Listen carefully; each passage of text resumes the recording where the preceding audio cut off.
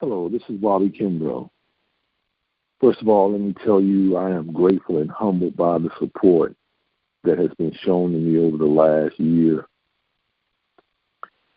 Every day when I open my eyes and see the posts and see the comments that have been shared,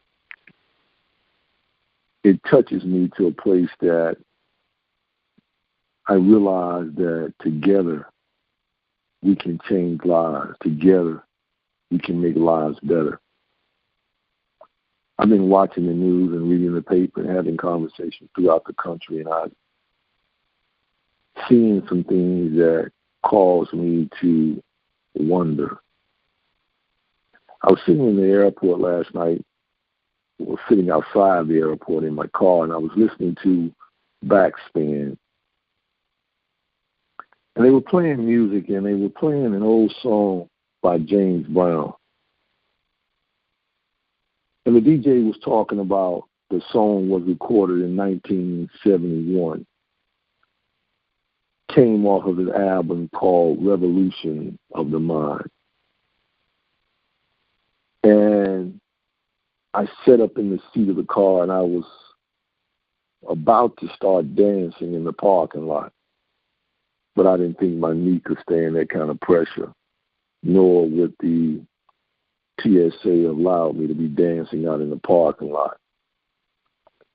But the title, Revolution of the Mind, was so profound that I could not let it go. And I started thinking about revolution, a revolution of not of power or force, not from that aspect, but from a seeds of power or renewing of the mind. And I started thinking about all the things in life, how life has revolved over the years, how life has revolved in the last 50 years, whether it was revolving by choice or by force. But that's not where I'm going to. So if you're listening to me, I'm not going with a revolution of a government or a revolution of by force or any type of violence. Where I'm going with this is a revolution of your mind. Think about this. The human mind is nothing but a computer. What has been placed in your mind, input into your brain? All you're doing is when you're faced with a situation or faced with any type of experience, you're just regurgitating or repeating or outputting what has been input. Many people have said that, many social scientists have said that people are products of their environment. I believe people are products of their environment as well as their mindset. Go with me for a second. If you are a product of your mindset, then your mindset has to have been created by what has been placed in your mind by yourself or the people you hang around or the environment in which you're a product of. So let's flip it. Let's unpackage it a little more. And if you're a product of your environment, think about this. Most of us, all of us, are born into an environment that was created prior to our arrival. In other words, I was born into an environment of the 60s in East Winston. It existed before I was ever born. But whoever created or whatever or what system created that environment of that time created it for the benefit of the whole, not the majority. Therefore, I was born into an environment that was not conducive for my success.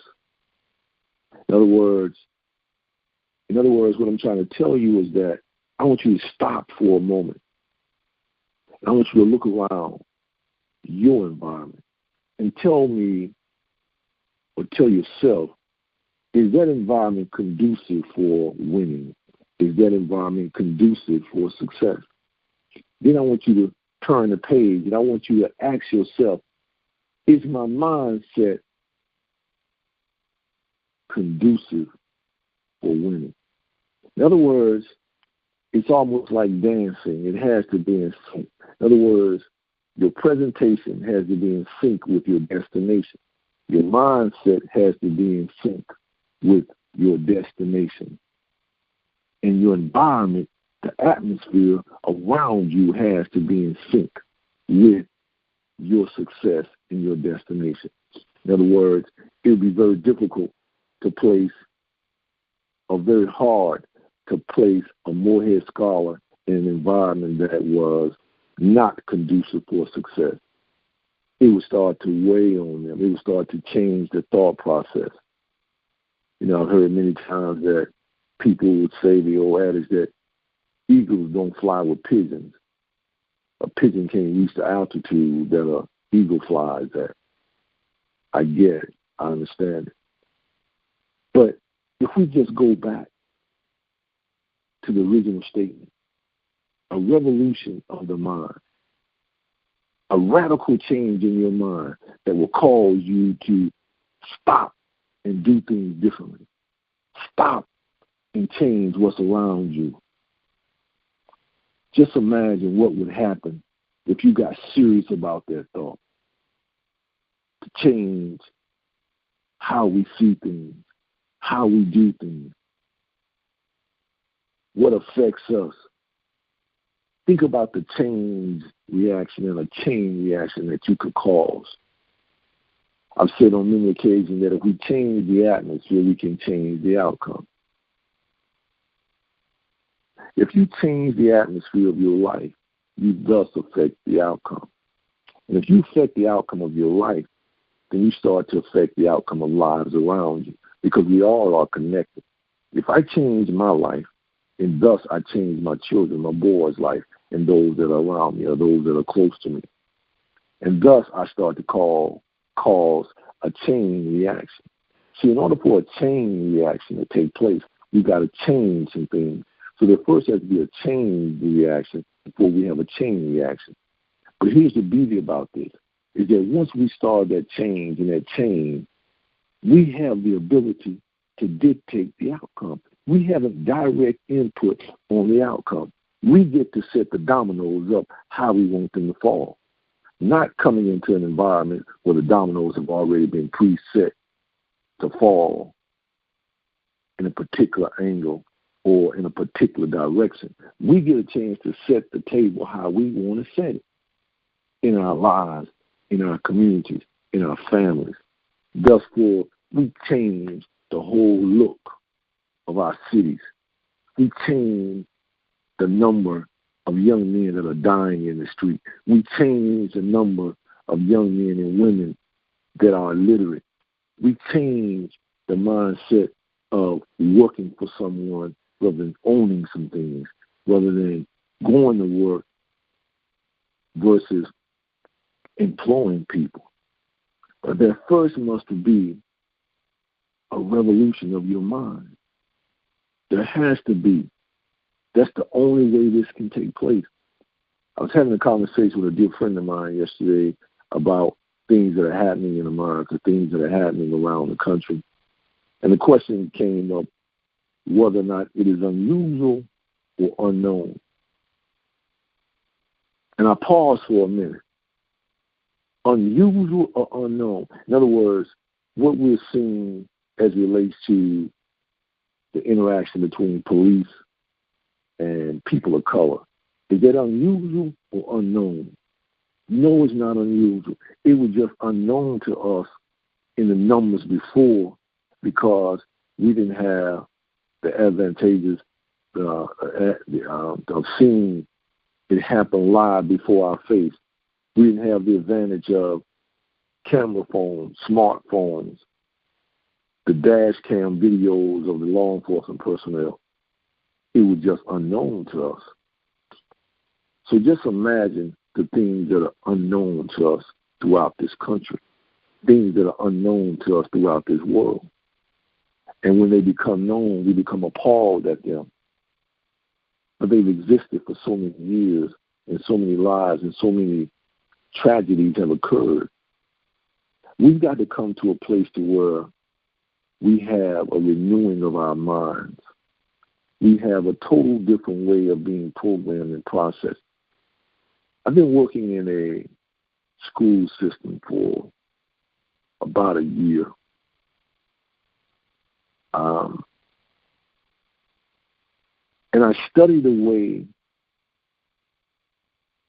we are being taught to teach our kids. I walk around in the various classrooms and I see the interaction that takes place with our kids. And I understand what's happening is that we're teaching our kids, we're inputting them into them in a certain way. In other words, we're creating or trying to create, we're teaching untraditional kids traditional methods that are basically not working. That's why the numbers, when you look, as relates to people of color from the city streets to the classroom seats, that's why we lose so many to the streets. That's why we lose so many not in the seats in the classroom, so many not in the seats in the universities across America. It's because of the way that we're inputting into those young computers.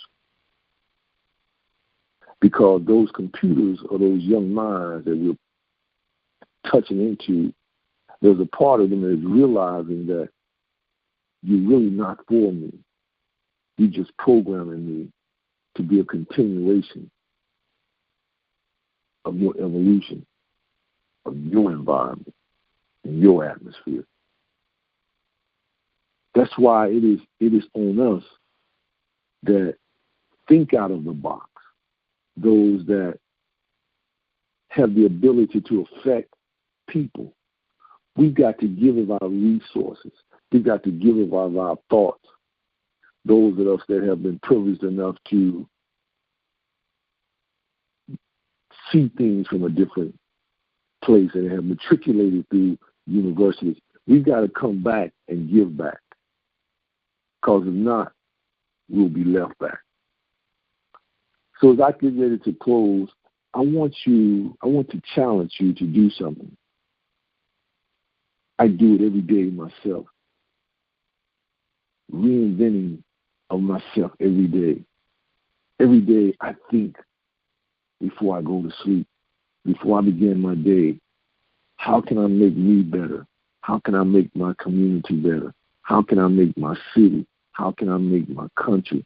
More importantly, how can I make my family and myself? And it always comes back to one thing: mindset. Mindset. Mindset. I encourage you every day of my life that I want to be an atmosphere changer. I don't want to be just a guy that came through here anymore. I want to be an atmosphere changer. So I got to leave you with the quote of mine. It's simple. How can you win without victory on your mind? How can you live without life on your mind? So the question is, what is on your mind? Until we talk again, may God continue to smile upon you. And I love each and every one of you. And thanks for the support that you give me every day.